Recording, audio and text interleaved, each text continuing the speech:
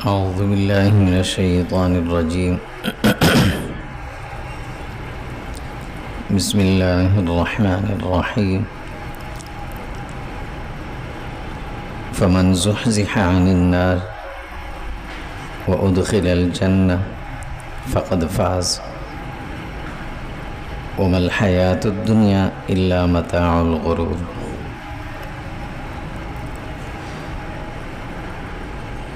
جسے جہنم کی آگ سے بچا لیا گیا اور اسے جنت میں داخل کر دیا گیا، یقیناً وہ کامیاب ہے. اور یہ دنیا کی زندگی ایک سامان دھوکہ ہے. اللہ سبحانہ و تعالی نے یہ دنیا ایسا ایک عمل کا میدان بنایا، اس میں محنت کرنے والا بھی پریشان ہوتا ہے، نہ کرنے والا بھی پریشان ہوتا ہے. اور محنت نہ کرنے والا وہ بھی اپنے آپ کو کوستا رہتا ہے، محنت کرنے والا بھی اس بات پر شاکی ہوتا ہے کہ ناکام ہو جاتا ہے، اس کی محنت اسے فائدہ نہیں دیتی. کبھی ایسا نہیں ہوتا کہ ہمیشہ انسان ناکام ہی رہتا ہے. اللہ تعالیٰ نے انسان کے لیے کامیابی کے راستے بھی بہت رکھے ہیں اور ناکامی کے راستے بھی کھولے ہیں. لیکن انسان جس کام پر محنت کرتا ہے، جس پر اس کا وقت لگتا ہے، جس پر اس کی توجہ لگتی ہے، وہ اپنے ذہن میں ایک مقصد، ایک ٹارگٹ بنا کے رکھتا ہے. جب اس تک اس کی پہنچ نہیں ہوتی، بے شک وہ قریب نہیں چلا جائے، تو اپنے آپ کو ناکام سمجھتا ہے. حالانکہ وہ اس کی دنیا کی ناکامی ایسی ہے کہ جس ناکامی کے بعد کامیابی بھی ہے، اور دنیا کی کامیابی بھی ایسی ہے کہ جس کے ساتھ ناکامی بھی ہے. لیکن اللہ تعالیٰ نے انسان کے ساتھ معاملہ عجیب رکھا ہے کہ فَإِنَّ مَعَ الْعُسْرِ يُسْرًا إِنَّ مَعَ الْعُسْرِ يُسْرًا. اگر ایک مرتبہ ناکام ہوتا ہے تو 2 دفعوں سے کامیابی ملتی ہے. ایک دفعہ کو اسے پریشانی آتی ہے تو 2 دفعہ اسے خوشیاں بھی میسر ہوتی ہیں. انسان کا کام یہ ہے کہ انسان ہر وقت اللہ تعالیٰ کو راضی کرنے کے لیے محنت کرے، جہد کرے، کوشش کرتا رہے. کامیابی اور کامیابی کے منازل اللہ تعالیٰ اسے ضرور دیتے ہیں. اور پھر دنیا میں انسان ہر وقت ذہن میں یہ بات رکھے کہ دنیا کی کوئی چیز دائمی نہیں ہے. اگر دنیا کی ناکامی ہے تو یہ بھی وقتی ہے، کامیابی ہے تو یہ بھی وقتی ہے. سلطان محمود غزنوی رحمۃ اللہ علیہ نے اپنے خادم سے کہا تھا، جب ان کی عمر آخری تھی، آخری سے مراد ہے کہ بڑھاپا تھا، تو انہوں نے اپنے خادم سے کہا کہ مجھے کوئی ایسی چیز لا کر دو جو میرے پاس رکھی رہے، اور جب میں بہت زیادہ کسی بات پر خوش ہوں نا، خوشی حد سے زیادہ ہونے لگے، تو میں اس چیز کو دیکھوں تو میری وہ خوشی ختم ہو جائے. اور جب بہت زیادہ پریشانی میں ہوں تو اسے دیکھ کر میری پریشانی بھی ختم ہو جائے. بظاہر تو یہ چیز لانا بڑی مشکل تھی، بہت مشکل کام تھا. لیکن اس دور کے جو بادشاہ ہوتے تھے وہ اپنے ساتھ ان لوگوں کو رکھتے تھے جو بڑے حکماء ہوتے تھے، اہل علم ہوتے تھے، اہل عقل ہوتے تھے، سمجھدار ہوتے تھے. ان سے وہ مشاورت بھی کیا کرتے تھے. تو ان کے خادم نے ان کو ایک انگوٹھی بنا کر دی، اور اس انگوٹھی کے اوپر ایک جملہ لکھا کہ یہ وقت بھی گزر جائے گا. اب جب وہ سخت پریشانی میں ہوتے تھے، جب اس انگوٹھی کے اس جملے کو دیکھتے تھے تو پریشانی ختم ہو جاتی تھی.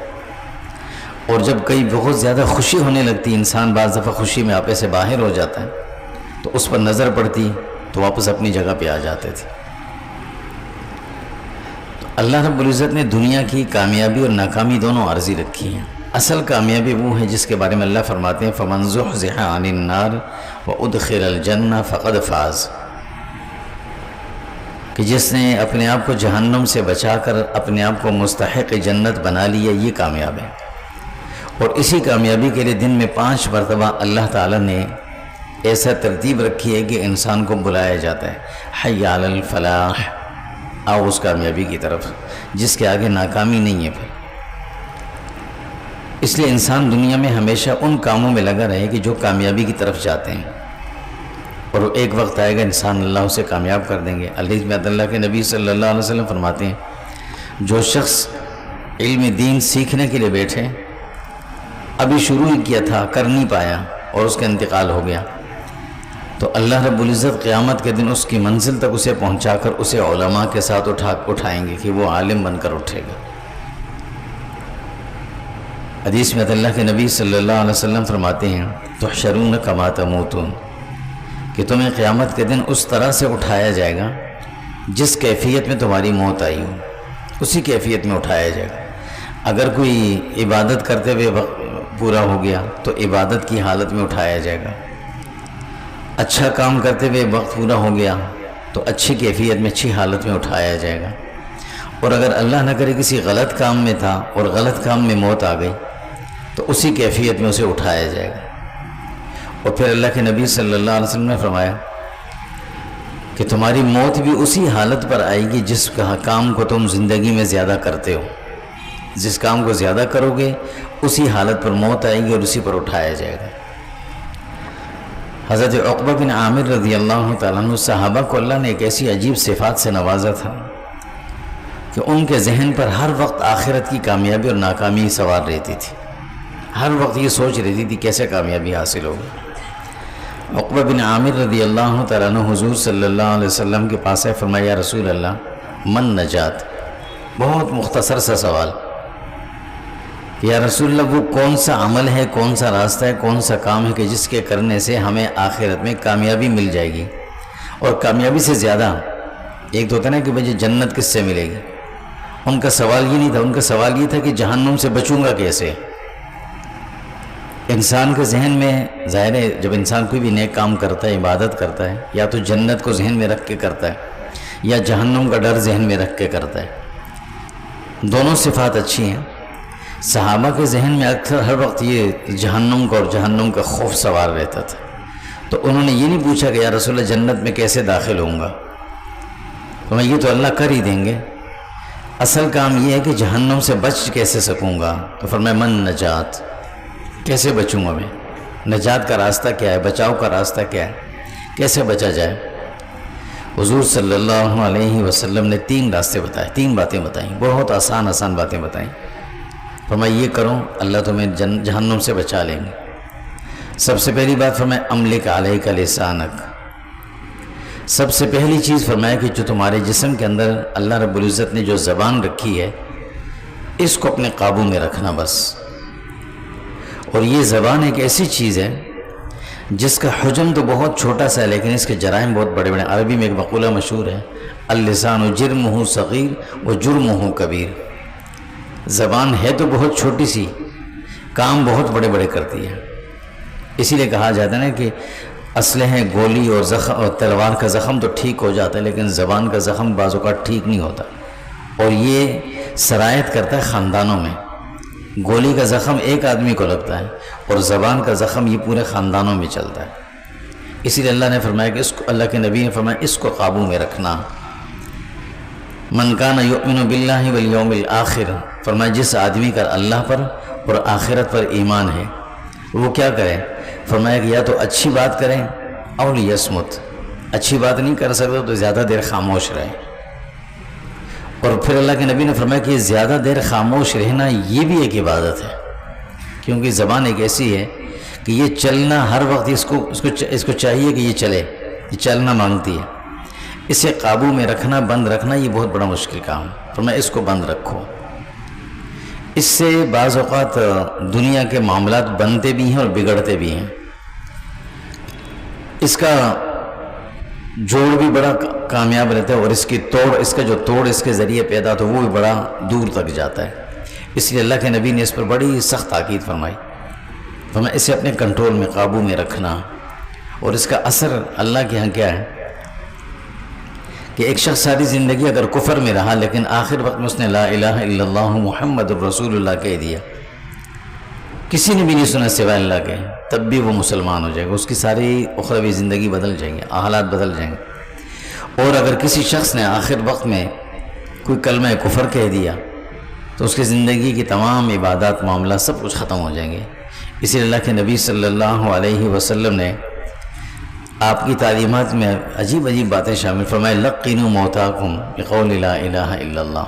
جب تمہارے سامنے تمہارے کسی عزیز کی روح قبض ہونے کا وقت ہو تو اس کے سامنے تم لا الہ الا اللہ پڑھا کرو، اسے نہ کہو کہ تم پڑھیں، اس سے نہ کہا جائے، اس لیے کہ وہ تکلیف میں ہوتا ہے، کہیں ایسا نہ ہو کہ اس کے زبان سے نکل جائے میں نہیں پڑھتا، سارا کچھ خراب ہو جائے گا، ساری زندگی کے اعمال اس کے ختم ہو جائیں گے۔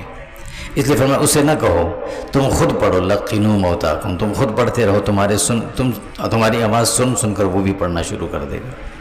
تو اللہ کے نبی صلی اللہ علیہ وسلم نے جنت کا آسان راستہ اور جہنم سے بچنے کا سب سے پہلا نسخہ جو دیا وہ فرمایا کہ املک علیک لسانک، اپنی زبان کو قابو میں رکھو۔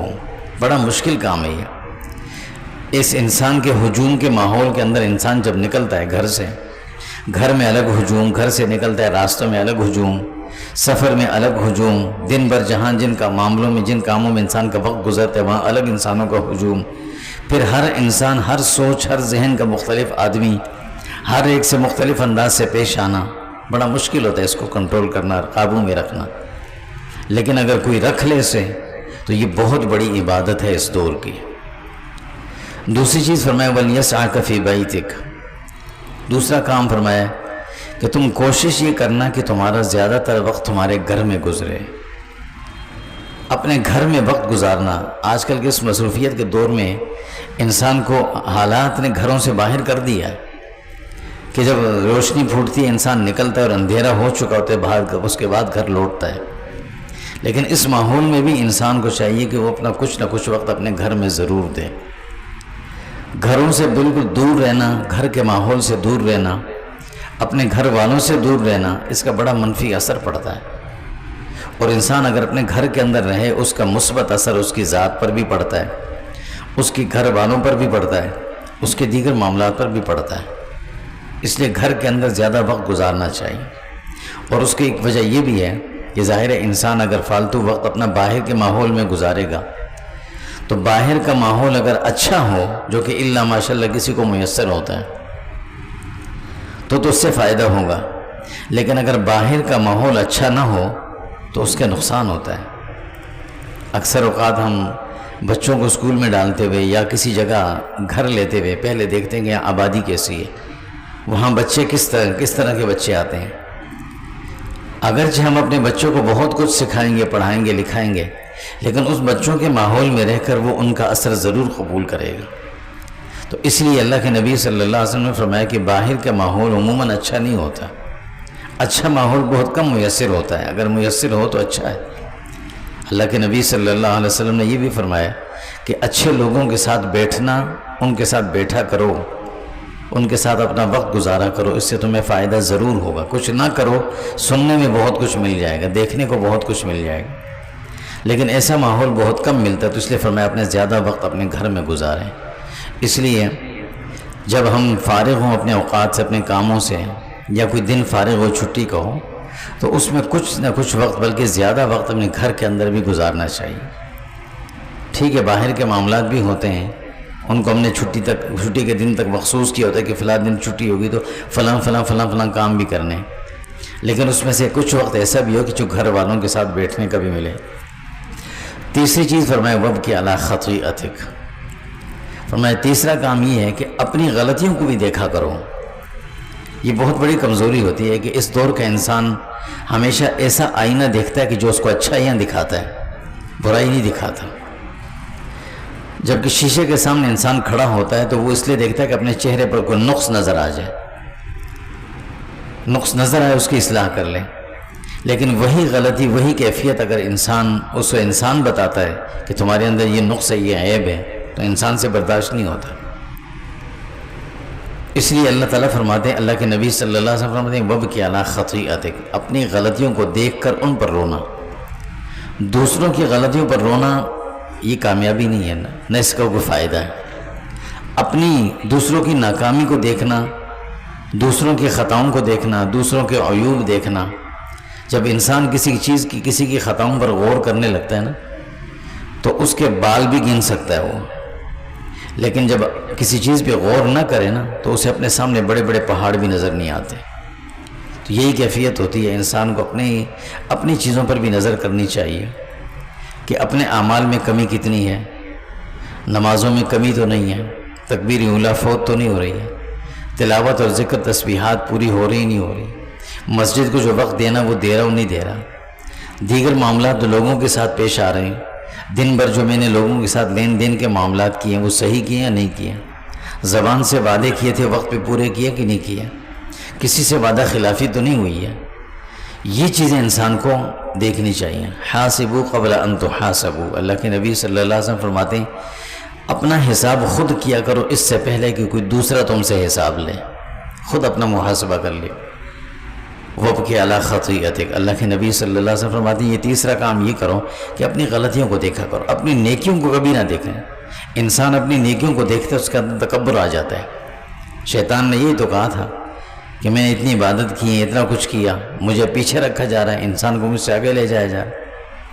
تو اپنی عبادت یا اپنی نیکیوں کو یا اپنی اچھائیوں کو انسان کبھی نہ دیکھے. وہ اللہ کے پاس لکھی ہوئی ہیں ساری چیزیں. فَمَن يَعْمَلْ مِثْقَالَ ذَرَّةٍ خَيْرًا يَرَهُ، چھوٹی سی بھی اگر ہوگی ہم بھول گئے ہوں گے وہ لکھی ہوئی ہوگی، وہ کہیں نہیں جاتی. لیکن انسان کی فطرت ہے جب اپنی اچھائیوں کو دیکھتا ہے نا تو اس کے اندر تکبر آنے لگتا ہے. اس لیے بعض اوقات انسان، بلکہ اکثر اوقات انسان کو چاہیے کہ وہ اپنی کمی کمزوریوں کو دیکھتا رہے کہ میرے اندر یہ کمی ہے، یہ کمزوری ہے، یہ کمزوری ہے. اس سے عمل کا شوق، جذبہ انسان کے اندر پیدا ہوتا ہے. تو اللہ کے نبی صلی اللہ علیہ وسلم سے حضرت عقبہ بن عامر رضی اللہ عنہ نے پوچھا کہ من نجات، جہنم کی آگ سے بچنے کا آسان راستہ کون سا ہے؟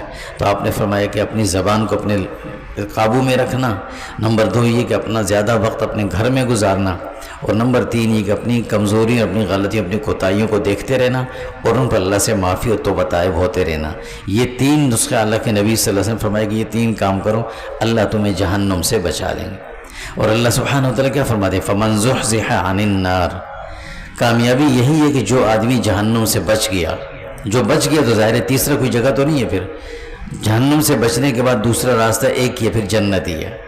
تو اصل ہے اپنے آپ کو جہنم سے بچانا. جنت میں جانا تو بہت آسان ہے، پھر اللہ بھیج ہی دیں گے.